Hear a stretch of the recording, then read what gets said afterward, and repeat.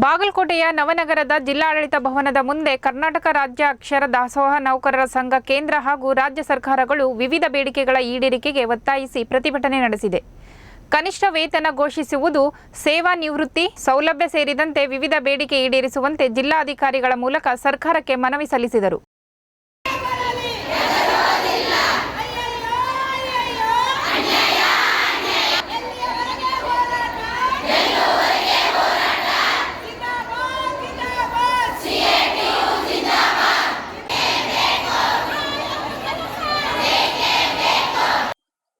ಇವತ್ತಿನ ದಿವಸ ಅಂಗನವಾಡಿ ಎಲ್ಲ ಕಾರ್ಯಕರ್ತರು, ಆಶಾ ಕಾರ್ಯಕರ್ತರು, ಸಹಾಯಕಿಯರು, ಅಂಗನವಾಡಿ ಕಾರ್ಯಕರ್ತರು ಇಲ್ಲಿ ಬಾಗಲಕೋಟೆಯಲ್ಲಿ ಸ್ಟ್ರೈಕ್ ಅನ್ನು ಮಾಡ್ತಿದ್ದೇವೆ. ಯಾಕಂತಂದ್ರೆ ನಮ್ಮ ಕೆಲಸದ ಒತ್ತಡ ಜಾಸ್ತಿ ಆಗ್ತಿದೆ.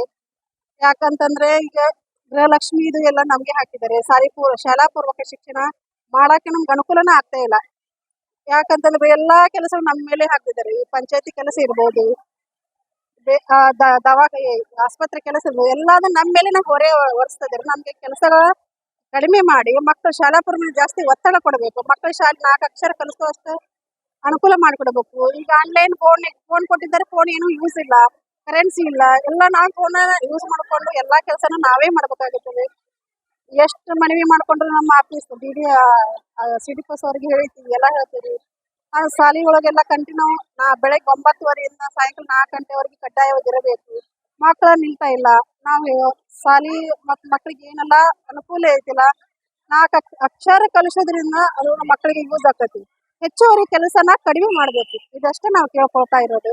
ಆಮೇಲೆ ನಮ್ಮ ದುಡಿತ ತಕ್ಕಂಗ ಹೆಚ್ಚುವರಿ ಕೆಲಸ ದುಡಿತ ತಕ್ಕಂಗ ಪಗಾರ ಹೆಚ್ಚಿಗೆ ಮಾಡಬೇಕು. ಕನಿಷ್ಠ ಒಂದ್ 15ರಿಂದ 20 ಸಾವಿರವರೆಗೂ ನಮ್ಮ ವೇತನ ಕೊಡಬೇಕು. ಬರೀ 10,000 12,000 ನಮ್ಮ ಜೀವನ ಸಾಕಾಗ್ತಾ ಇಲ್ಲ. ಮಕ್ಕಳಿಗೆ ಓದಿಸೋದು, ಶಾಲೆಗೆ ಹಚ್ಚೋದು, ಮನೆ ಬಾಡಿಗೆ ಕಟ್ಟೋದು, ಈಗೆಲ್ಲ ಗೊತ್ತೇ ತಾನೆ. 10-12 ಸಾವಿರ ರೂಪಾಯಿ ನಮ್ಗೆ ಏನು ಸಾಲ್ತಾನೆ ಇಲ್ಲ. ನಮ್ ದುಡಿತ ತಕ್ಕಾಗ ನಮ್ ಸಂಬಳನ ಹೆಚ್ಚಿಗೆ ಮಾಡ್ಬೇಕು ಅಂತಂದ್ರ ನಮ್ದು ಕೇಂದ್ರ ಸರ್ಕಾರದ ವಿರುದ್ಧ ಮಾಡಾಕ್ತೇವ್ರಿ. ಮೋದಿ ಸರ್ಕಾರದ ವಿರುದ್ಧ. ಕೇಂದ್ರ ಸರ್ಕಾರದಿಂದ ನಮ್ಮ ಇಲಾಖೆಗೆ ಏನ್ ಬರ್ಬೇಕಾಗಿದ್ದ ಅನುದಾನ ಅರ್ಧ ಕಟ್ ಮಾಡಿದ್ದಾರೆ. ಹೀಗಾಗಿ ಮಕ್ಕಳಿಗೆ ಬರುವಂತ ಆಹಾರ ಕೂಡ ಸರಿಯಾದಂತ ಕ್ವಾಲಿಟಿ ಬರ್ತಾ ಇಲ್ಲ. ಆ ಕಾರ್ಯಕರ್ತೆಯರದು ಕೂಡ ಪೇಮೆಂಟ್ ಸರಿಯಾಗಿ ತಿಂಗಳ ಆಗ್ತಾ ಇಲ್ಲ. ಪೋಷಣ ಅಭಿಯಾನ ಕಾರ್ಯಕ್ರಮ ಮಾಡ್ರಿ ಅಂತೇಳಿ ಒತ್ತಡ ಕೊಡ್ತಾರ. ಅದಕ್ಕೆ ಮೊಬೈಲ್ ಕರೆನ್ಸಿ ಇಲ್ಲ, ಮೊಬೈಲ್ ಎಲ್ಲ ಹಾಳಾಗಿ ಹೋಗಿದ್ದಾವೆ.